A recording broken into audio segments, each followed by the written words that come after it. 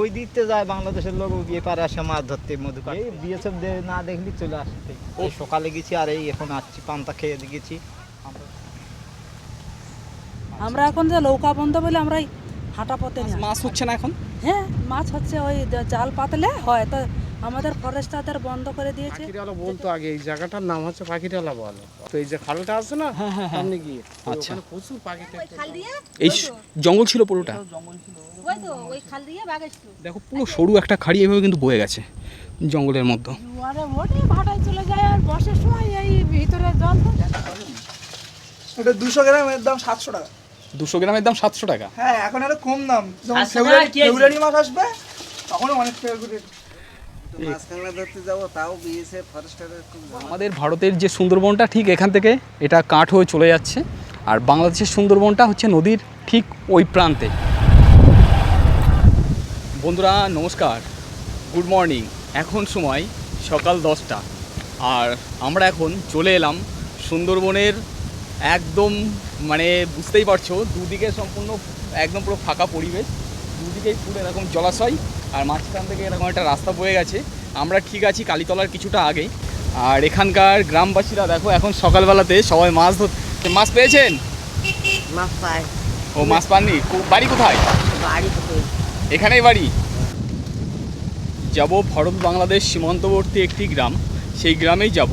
আর ওখানে রয়েছে সম্পূর্ণ কোর এরিয়া। একদিকে রয়েছে যেমন ভারতের সুন্দরবন, আর একদিকে রয়েছে বাংলাদেশের সুন্দরবন। ঠিক নদীর ওপার থেকেই দেখা যায় বাংলাদেশের সম্পূর্ণ সুন্দরবনটা। তো আজকে ওই কোর এরিয়াতেই যাব এবং ওখানকার সম্পূর্ণ যে প্রকৃতি রয়েছে এবং ওখানকার মানুষের যে বসবাস সব কিছুই আমি তুলে ধরবো এই ভিডিওর মাধ্যমে। তো আমরা যেতে যেতে এখানে একটু দাঁড়ালাম, কারণ এখানকার পরিবেশ না সত্যি খুবই সুন্দর। বল তোর কেমন লাগছে? ভালো, দুর্দান্ত জায়গা। দেখো দূরে দূরে সব চাষ হচ্ছে এখন। সকালবেলায় এসে সুন্দরবনের জায়গায় এরকম একটা জায়গা থেকে এখন টিফিন করছি, লুচি আর ঘুগনি। এই জঙ্গল থেকে সবাই কাঠ এইভাবে পেরে নিয়ে আসছে। দাদা এটাই কি 0 পয়েন্ট? এটাই 0 পয়েন্ট? আর কত দূর মতন যেতে পারবো? এই সামনে এই মুখটা পর্যন্ত? আমাদের এই ভারতের সুন্দরবন এই, আর বাংলাদেশের সুন্দরবন ওইটা পড়ে যাচ্ছে। আমি এখন যে প্রান্তে দাঁড়িয়ে রয়েছি এটা হচ্ছে আমাদের ভারতের সুন্দরবন, আর তার অপোজিট প্রান্তে রয়েছে বাংলাদেশের সুন্দরবন। তো বাংলাদেশের সুন্দরবনটাও এখান থেকে কিন্তু ভালোভাবে উপভোগ করা যাচ্ছে। বাংলাদেশের দিকে রয়েছে 3 ভাগের 2 ভাগ, আর আমাদের ভারতের পশ্চিমবঙ্গে রয়েছে 1 ভাগ। তো সেই প্রান্তেই রয়েছি। আমাদের ভারতের যে সুন্দরবনটা ঠিক এখান থেকে এটা কাঠ হয়ে চলে যাচ্ছে, আর বাংলাদেশের সুন্দরবনটা হচ্ছে নদীর ঠিক ওই প্রান্তে। জঙ্গল থেকে ওই শুকনো কাঠ মধু সংগ্রহ করে তাদের কিন্তু এই জীবন জীবিকা। এই দাদারা সবাই এই কাঠ কুড়িয়ে নিয়ে এসছে, এই দিয়েই তাদের হচ্ছে এই রান্না বান্না সব কিছুই এইভাবে হবে। আর দাদারা গেছিলো সব মাছ ধরতে। তাহলে আপনাদের এই মাছ কাঁকড়া মধু ধরেই সংসার চালাতে হয়? আপনাদের মাছ কাঁকড়া মধু ধরেই সংসার চালাতে হয়? মাছ কাঁকড়া মধু কাঠ এই বনের থেকে নাকি পচা কাঠ, ওই বনের থেকে পচা কাঠ দিয়ে এই জন্য পচা কাঠ। মাছ হচ্ছে না এখন? হ্যাঁ মাছ হচ্ছে, ওই জাল পাতলে হয় তো আমাদের ফরেস্টারদের বন্ধ করে দিয়েছে, যেতে পারছে না বলে তো ওই কাটতে পারছি, ওই মাছ ধরতে পারছি না, জাল দিতে পারছি না।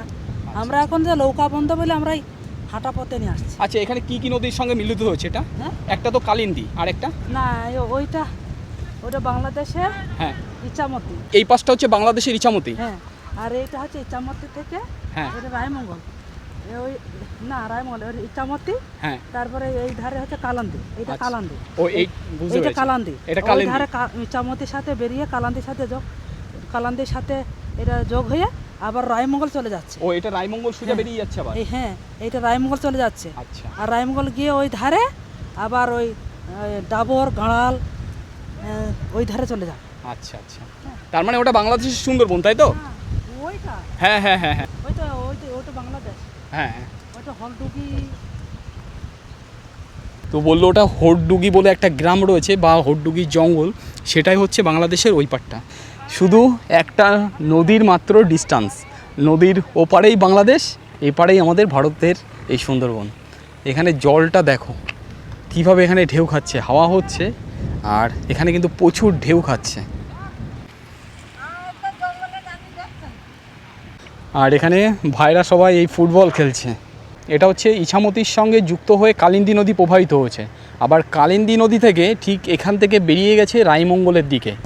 আর এখানে এই যে তিনটে নদীর যে একটা মোহনা বা সংযোগস্থল রয়েছে, তার পাশ থেকে এরকম একটা কিন্তু খাড়ি বয়ে গেছে।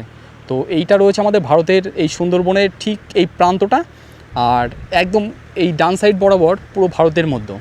আর তার অপোজিট প্রান্তে রয়েছে এটা হচ্ছে বাংলাদেশের সম্পূর্ণ এই সুন্দরবন। মাছ পেয়েছো?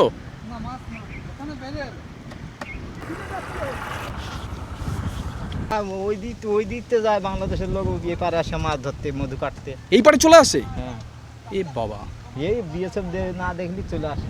ও বিএসএফ যদি না দেখে এই পারে চলে আসে মাছ মধু এই সমস্ত ধরতে? হ্যাঁ, ওই দিক ও ওই পাশটাই, মানে ওই পাশটা আচ্ছা। আড়াল দিক, মানে যেটা ওই যেখানে বিএসএফ আর কি যেতে পারে না বা লক্ষ্য দিতে পারে না সব সময়, হ্যাঁ ওই সাইড, ওই সাইডটাই। ওই সাইড। তার মানে আপনাদের এই জীবন জীবিকা বলতে এটাই? হ্যাঁ, আমাদের এই মাছ কাঁকড়া এইসব নিয়ে চলি। বাইরে আমরা তো খুব ভালো একটা যাই না বাইরে কাজ করতে। এই জঙ্গলে, এই জঙ্গলের মধু কি আছে আপনাদের কাছে এখন? না, এখন নেই, বিক্রি হয়ে গেছে, সব বিক্রি হয়ে গেছে। তার মানে এই সমস্ত এই শুকনো কাঠ এই জঙ্গল থেকে নিয়ে এসছেন? জঙ্গল থেকে আনিছি এই কাঠ, জ্বালানি করবো তাই। আপনাদের কি একদম ওই 0 পয়েন্টের ওই লাইন বরাবর বাড়ি সব? মাঝখানে, হ্যাঁ। ও মাঝখানে বাড়ি। আপনাদের এমনি কোনো অসুবিধা হয় না? না, কোনো অসুবিধা হয় না। ওই সবসময় বিএসএফ থাকে এমনি রাত বিরত? রাত্রে বিএসএফ থাকে, ওইরকম রাত্রে থাকে, রাত্রে ভাতে দিনে মানে থাকে সবসময়। ওটা রয়েছে বিএসএফের টাওয়ার রুম, বিএসএফ বসে রয়েছে ওখানটাতে। আর এই হচ্ছে এখানকার সম্পূর্ণ এই পরিবেশ। মানে সুন্দরবনের ভিতরে কি আপনারা চলে যান একদম? হ্যাঁ, অনেক ভিতরে গেছিলাম কাঠ আনতে। অনেক ভিতরে গেছিলেন? অনেক ভিতরে। এই সকালে গেছি আর এই এখন আসছি, পান্তা খেয়ে গেছি, পান্তা খেয়ে গেছি। আর এই তার মানে বাড়ি যে বৌদি রান্না করবে তারপরে খাওয়া দাওয়া হবে? মেয়েগুলো আছে, মেয়েগুলো রান্না করছে। গ্যাসের ব্যবস্থাটা নেই তেমন? হ্যাঁ, গ্যাসে দেখে যাদের ভালো আছে তারা গ্যাস চালায়। আচ্ছা, টাকা পয়সা ঠিক। সবারই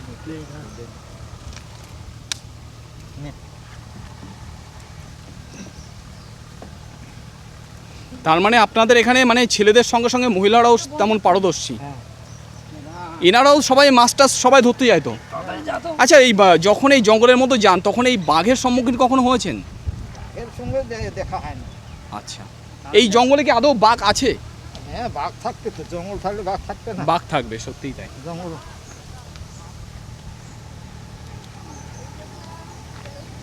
তো এখানে খুব দারুণ একটা বেশ পরিবেশ, কিন্তু এখানকার মানুষের যে বসবাস তাদের কিন্তু খুবই কঠিন। দাদারা সব ওই নৌকা করে এখন এই মাছ টাছগুলো ধরছে। মাছ কি মাছ পাবে? ও ভেটকি মাছটা সব হচ্ছে। যেহেতু এখানে বঙ্গোপসাগর খুব কাছাকাছি, যার জন্য এখানে মানে মেঘ করলেই কিন্তু বর্ষাটা হয়। বৃষ্টিটা আবার চলে এলো, আমাকে এখানে একটু ওয়েট করতে হবে, কারণ বাংলাদেশ থেকে দেখতে পাচ্ছি এইভাবে খুব ফোর্সে বৃষ্টি আসছে। চন্দ্রগুলো নামিয়ে চল, এখানে এক জায়গায় একটু দাঁড়ায়। বৃষ্টিটা বলতে না বলতে চলেই এলো, এখন একবারই তো আমাদের একটু দাঁড়াতে হবে। বৃষ্টিটা হবে না, মেঘটা উঠেছিল বাংলাদেশের দিক থেকে।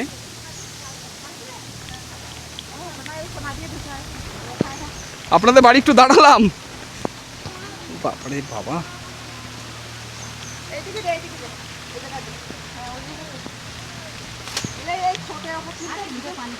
ও এটা দোকান ঘর? এটা দোকান ঘর বাড়ি সব একসঙ্গেই?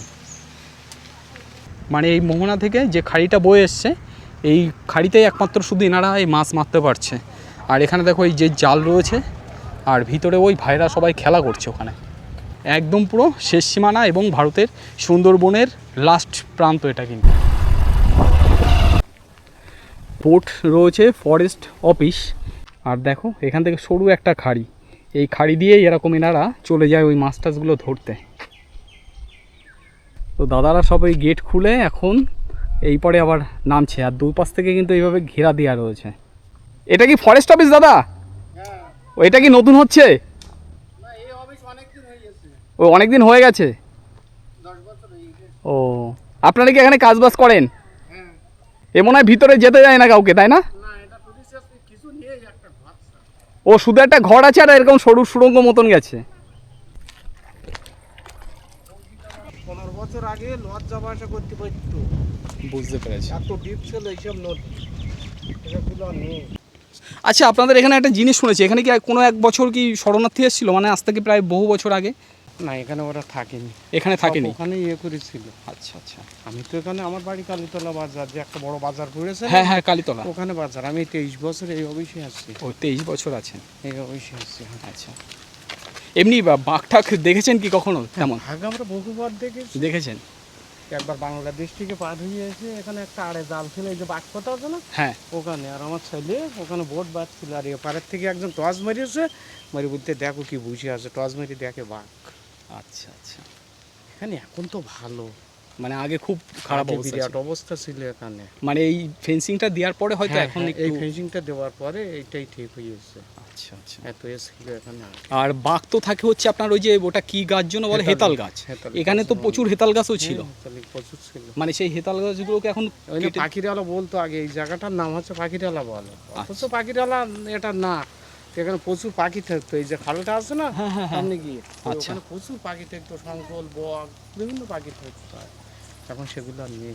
সেগুলো এখন আর নেই, মানে ওই বিভিন্ন পরিযায়ী যে সমস্ত পাখিগুলো হ্যাঁ হ্যাঁ, চলে আসতো বিভিন্ন বলে। পাখি আসতো, ঠিক এই বর্ষার টাইম আবার চলতো একটু। এটা একটা সময় নাম ছিল পাখিরালয়। পরিযায়ী যে সমস্ত পাখি, সেই সমস্ত পাখি এখানটাতে উড়ে তারা চলে আসতো। তো এখানকার পরিবেশ কিন্তু সত্যি খুবই দারুণ, আর এখানের গাছগুলো দেখতে খুবই সুন্দর। আর এখানে যেহেতু একটা ফরেস্ট অফিস রয়েছে, প্রায় 10 বছর আছে এই ফরেস্ট অফিসটা এখানে, কতটাই না সুন্দর। আর এখানে দেখো বাড়ির ভিতরে সব কিন্তু এই যে কচু গাছ, ভেন্ডি গাছ, আরও বিভিন্ন রকম গাছ এখানে কিন্তু এনারা এই রোপণ করেছে। আর ঠিক পাশে এই বাড়ির সঙ্গে একটা এখানে দোকান রয়েছে, এটা বাড়ি আর সঙ্গে দোকান। তো এখানে গরু সব বাঁধা রয়েছে, দেখো কতটা না সুন্দর এই পুরো 0 পয়েন্টের এই শামসেরনগরের পরিবেশ। দেখো জঙ্গলটা এতই কাছ থেকে, এখান থেকে কিন্তু ভালোভাবে বুক করা যাচ্ছে। দেখো গভীর জঙ্গল, গভীর জঙ্গল, যে জঙ্গলের মধ্যে বাঘমামা ওত পেতে বসে থাকে যে কখন তাদের খাবার আসবে আর আমরা সঙ্গে সঙ্গে তার উপরে অ্যাটাক করব। আর এই হচ্ছে রয়েছে এই শ্বাসমূল, এক পাশে রয়েছে বাঘের ডেরা আর এক পাশে রয়েছে এখানকার মানুষের এই বসবাস। সব সরু সরু সব খাড়ি এরকম বয়ে গেছে কিন্তু জঙ্গলের মধ্য দিয়ে, আর সব নেট দিয়ে এভাবে ফেন্সিং করা আছে। সবাই চলে গেছে এই কেওড়া পাড়তে। এখন যেহেতু কেওড়ার সিজন, দাদারা সবাই এই কেওড়া পাড়ছে। দাদা এগুলো কোথায় বিক্রি হবে? এগুলো ওই বিক্রি হবে, ওই যে বাগড়া টাগড়া ওই লাইনে বিক্রিটা হয়। বেশি বিক্রি ওইদিকে হয়? হ্যাঁ, বাগড়া, হাসনাবাদ ওই দিকেই যায় মালগুলো। ওইদিকেই যায়। এ কেমন দাম এগুলো এখন? এখন আমাদের এখান থেকে তো পাইকারি নিচ্ছে 25 টাকা 22 টাকা এরকম পাইকারি নিচ্ছে। আচ্ছা। এবার কোনো সময় দেখা যাচ্ছে 12 টাকা 14 টাকা 15 টাকা এরকম হয় দাম আসে আর কি। আচ্ছা, এই ধরুন এই কেওড়া সিজনটা শেষ হয়ে যাবে, তারপরে আপনাদের ওই জঙ্গলের ভিতরে গিয়ে, তখন জঙ্গলের ভিতরে যে গাছগুলো আছে ওই গাছগুলোই ভাঙতে হবে, তারপরে গিয়ে আপনার ধরুন কাংড়া মারা হ্যান ত্যান এইগুলো নিয়ে। এইগুলোই মানে এই জঙ্গলের মধ্যেও চলে যান? হ্যাঁ। ভয় লাগে না তখন? হ্যাঁ, ভয় লাগলেও তো কিছু করার নেই না। আপনারা কি এই দল বেঁধে একবারে অনেকেই যান নাকি এরকম? 4-5 জন। 4-5 জন একসঙ্গে যান? এবার ধরে কাঁকড়া ধরতে যায় 3-4 জন। তার সঙ্গে কি মহিলারাও সবাই যায়? হ্যাঁ। আপনারাও তার মানে যান, তাই তো? এগুলো কি সব পেকে গেছে এই কেওড়াগুলো না? তো এই সাইজগুলো বেশ ভালোই বড়। যাবেন নাকি জঙ্গলে? সেটাই তো দেখছি। তো এটা রয়েছে কেওড়া ফল, বেশ পেকে গেছে এগুলো। বলো কিসের এই বন ছাড়া আমাদের গতি নেই। সত্যিই তাই। আর যেতে হবে এক বাইরে, আর যেতে হবে বাইরে। বাড়িতে আমাদের লোকের বাড়ি খারাপ হওয়ার কাজ তো আমরা পারিনি। হ্যাঁ হ্যাঁ ঠিক। এই যারা এখানে থেকে যারা অভ্যস্ত না, তারা বাইরে যেয়ে কখনো পারবে না। এখানকার যে প্রকৃতির যে একটা নিলিবিলি পরিবেশ, তারা পারবে, ঠিক। কিন্তু আমরা পারবো না। একদম একদম। আমাদের বনে যাও, তাও এর মাঝে ধরুন মাস 3 আগে একজনকে বাঘে ধরেছিল শামসেরনগর। হ্যাঁ ধরেছিল তো। উনি বেঁচে গেছে কি? হ্যাঁ। ওনার নামটা কি? নিখিল নিখিল মণ্ডল। ও বাড়িটা কোথায়? বাড়িটা তো সুইচ গেটে। মানে আমি রেখে এসেছি তাই না? সুইচ গেটে নিখিল মণ্ডল। উনি কি মাছ কাঁকড়া ধরছে এখন?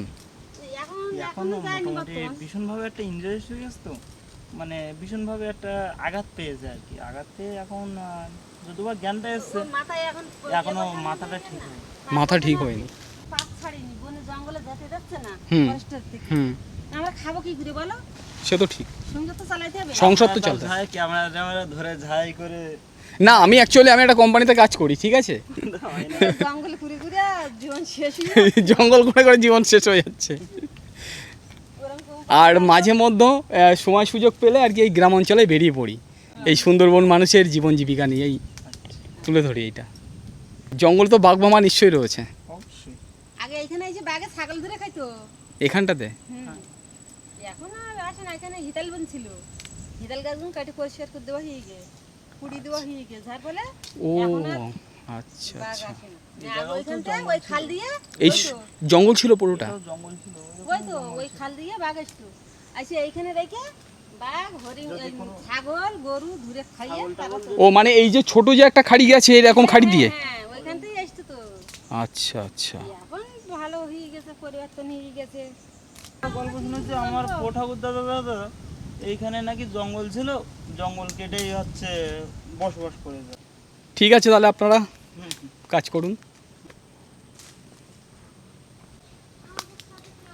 জঙ্গলটা একদম এখানে কাছেই রয়েছে, কিন্তু এখানে সম্পূর্ণ হেতাল বন ছিল এটা।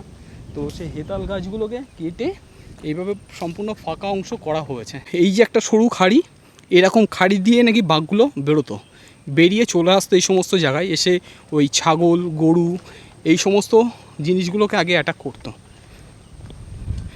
দেখো পুরো সরু একটা খাড়ি এইভাবে কিন্তু বয়ে গেছে জঙ্গলের মধ্যে।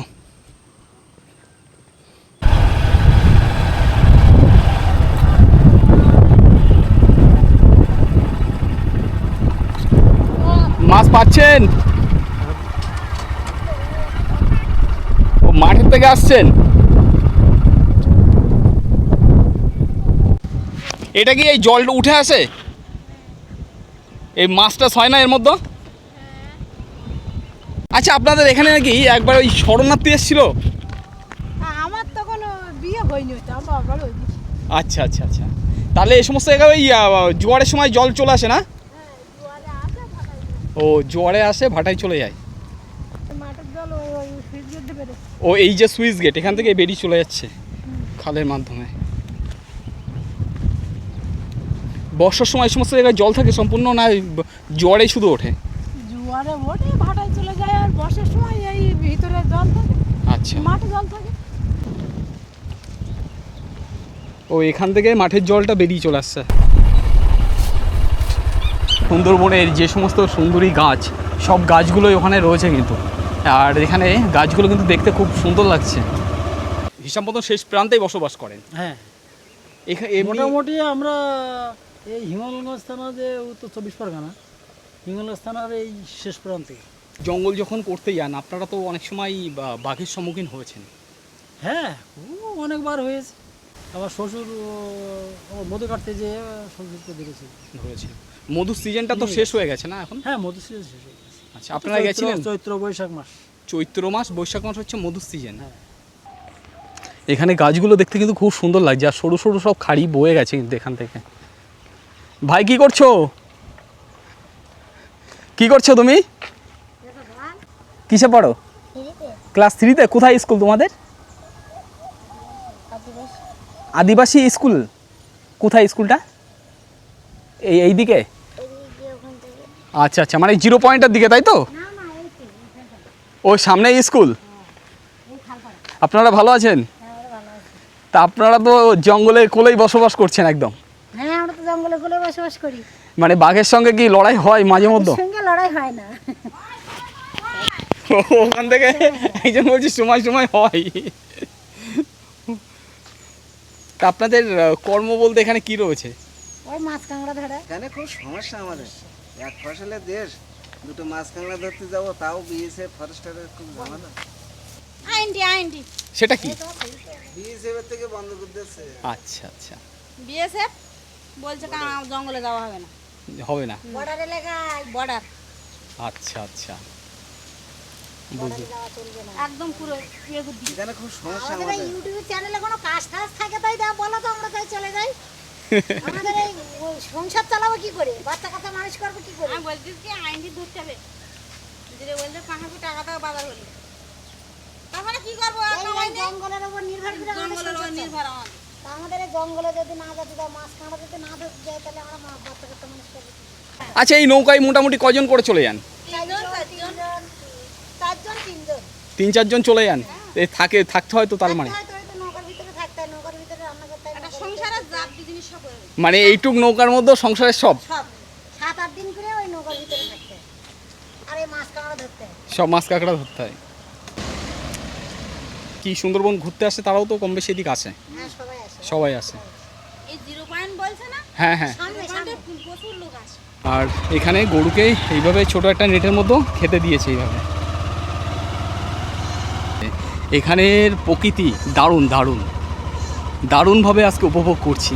এই সাইডে আমার ফার্স্ট টাইম আসা, এই 0 পয়েন্টের দিকে। দেখো এই খাড়ি কিন্তু বয়ে গেছে, এখানে পরপর দুটো খাড়ি।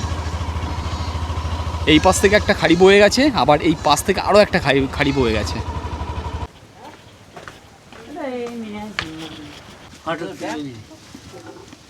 এই কাঁকড়া তাহলে কোথায় বিক্রি করবেন এগুলো? আমরা ধামাখালি বিক্রি করব। ধামাখালিতে? হ্যাঁ।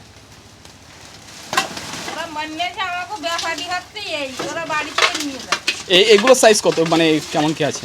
সব রকম রয়েছে, সব রকম আলাদা রয়েছে।